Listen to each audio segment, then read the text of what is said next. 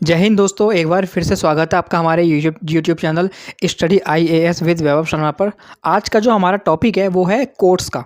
जो हमारे यूपीएससी में एसए का पेपर होता है, 250 नंबर का पेपर होता है, 2 एसए आते हैं 125 नंबर के, और कम से कम 1000 से 1200 शब्दों में हमको ऐसे लिखना होता है।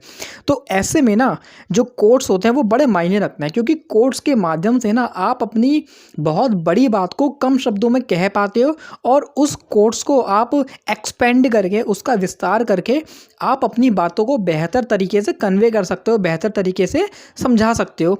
तो मैं आज आपको इस वीडियो में कुछ बहुत ही महत्वपूर्ण कोट्स बताने वाला हूं, और सबसे महत्वपूर्ण चीज़ यह है कि आपको कोट्स तो याद होने चाहिए, लेकिन आपको ये भी पता होना चाहिए कि आपको उन कोट्स को यूज़ कैसे करना है, किन किन जगह पर आपको उन कोट्स को यूज़ करना है। तो मैं आपको वो भी बताऊँगा। आप ध्यान से वीडियो को देखें, आपके बहुत काम की वीडियो है, बहुत ज़्यादा इंपॉर्टेंट वीडियो है, और कोशिश करें कि वीडियो को लाइव देखें, डाउनलोड ना करें, एटलीस्ट मेरा वॉच टाइम कंप्लीट हो जाए।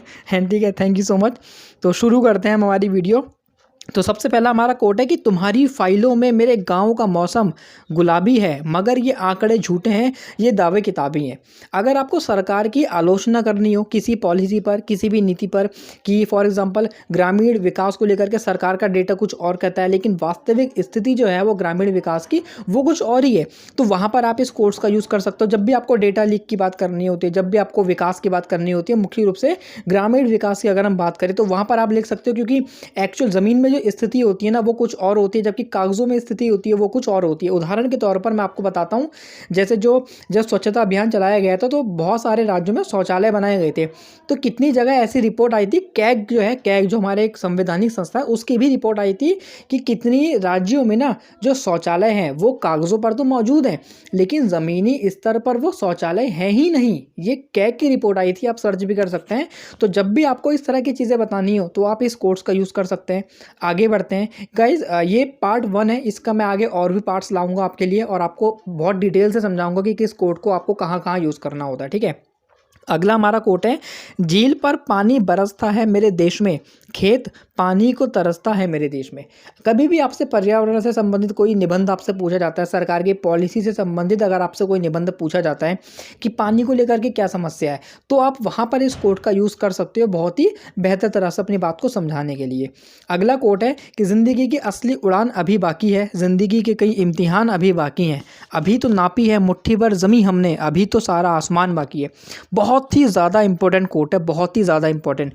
अभी तो नापी है मुट्ठी भर ज़मीन हमने, अभी तो सारा आसमान बाकी है। मतलब मुट्ठी भर ज़मीन मतलब कहाँ तक हम पहुँचे हैं, और अभी तो सारा आसमान बाकी है मतलब कहाँ तक हमें पहुँचना है। तो कभी भी अगर किसी ऐसे में आपको भारत की अर्थव्यवस्था की तारीफ़ करनी हो, भारत की जो आर्थिक विकास है उसकी तारीफ़ करनी हो, कि किस तरह से हम 5 ट्रिलियन डॉलर की इकोनॉमी बनेंगे, किस तरह से हम 10 ट्रिलियन डॉलर की इकोनॉमी बनेंगे, हम किस तरह से जो हमारे स्टैंडर्ड ऑफ लिविंग है भारत में हम उसको ज़्यादा बढ़ाएंगे, वहाँ पर आप इस कोट्स को यूज़ कर सकते हो। कि अभी तो हमने मुट्ठी भर ज़मीन नापी है, कि 2018 में हमने टारगेट तय किया था कि हम 5 ट्रिलियन डॉलर की इकोनॉमी बनाएंगे 2025 तक, और 2022 या 23 तक हम 3.5 ट्रिलियन डॉलर के आसपास की जो इकोनॉमी है वो बना चुके हैं।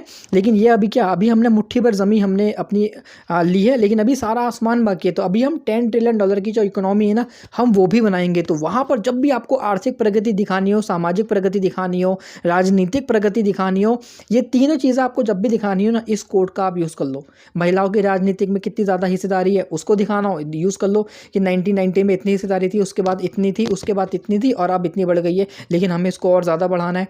चाहे सामाजिक स्तर पर जो हमारी हिस्सेदारी है उसको आप बढ़ा सकते हो, उसको आप दिखा सकते हो इस कोड के माध्यम से। ठीक है, अगला कोट है, बोए जाते हैं बेटे पर उग आती हैं बेटियां, ओलंपिक में भेजे जाते हैं बेटे पर पदक लाती हैं बेटियां। ये तो खैर मुझे लगता है शायद ये थोड़ी सी एक बाइस्ड कोट हो जाएगा, लेकिन अगर आप चाहो तो आप इनको लिख सकते हो, क्योंकि इसको आप वुमेन एम्पावरमेंट में लिख सकते हो।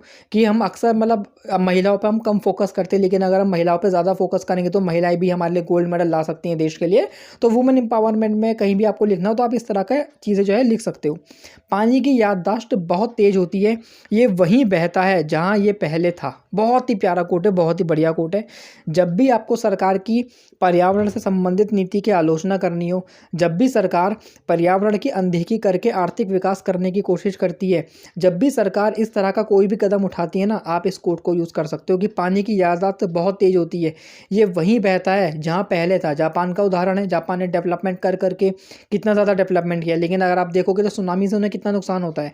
हर साल हमें सुनामी से, हर साल हमें जो बाढ़ आती है, हमें उससे कितना नुकसान होता है। क्यों? क्योंकि हमने आँख बंद करके पर्यावरण का दोहन किया, पर्यावरण का शोषण किया, और उसका हम नतीजा क्या भुगतना पड़ता है? बाढ़, चक्रवात, ये सब चीज़ें आपने सुनी होंगी। बहुत सारे एग्जाम्पल, बिहार की बाढ़ हो गई, चेन्नई की बाढ़ हो गई, बेंगलुरु की बाढ़ हो गई। बेंगलुरु सबसे अच्छा एग्जाम्पल है इसका। तो बेंगलुरु बहुत प्यारा एग्जाम्पल आप यूज़ कर सकते हैं। अभी इसी साल शुरुआत में बाढ़ आई थी बेंगलोर में, तो आप उसका यूज़ भी आप लिख सकते हैं प्राकृतिक आपदाओं को समझाने के लिए।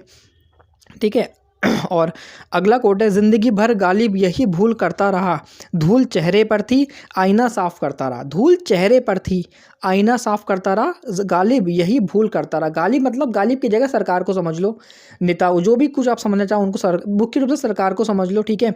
या जो देश के जो पढ़े लिखे ना समझ लोगे उनको समझ लो कि धूल चेहरे पर थी, आईना साफ करता रहा। जो वास्तविक कमी थी ना, वो तो फाइलों में थी, वो तो डेटा में थी। सॉरी, माफ़ी चाहूँगा। जो वास्तविक धूल थी ना, वो तो ज़मीनी स्तर पर थी, वो तो ज़मीन के लेवल पर थी, लेकिन हम साफ़ क्या कर रहे थे? हम हमारी फाइलों को साफ़ कर रहे थे। ज़मीन के विकास तक तो हमारी नज़र ही नहीं गई। हम केवल क्या कर रहे थे? हम केवल फाइलों को देख रहे थे। और यही सरकार जो है सबसे बड़ी भूल कर रही थी कि ज़मीन का डेटा और फाइलों का डेटा को हम कभी मैच ही नहीं कर पाए। जब भी आपको इस तरह की कोई चीज़ समझानी होती है कि प्रॉब्लम कहीं और है और हम सॉल्यूशन किसी और चीज़ का निकालने की कोशिश कर रहे हैं, बजाय इसके कि हम उस प्रॉब्लम के ऊपर ज़्यादा फोकस करें, तो वहाँ पर आप यूज़ कर सकते हो। जैसे कि बेरोजगारी आज बहुत ज़्यादा है, कि धूल चेहरे पर थी आईना साफ करता रहे। तो सरकार को जो अपनी पॉलिसीज़ है ना, उनको रिवाइज़ करना पड़ेगा अगर आप बेरोजगारी को हटाना चाहते हो। लेकिन सरकार क्या कर रही है? सरकार विपरीत काम कर रही है। तो इस तरह की चीज़ें आप कोट्स को यूज़ कर सकते हो।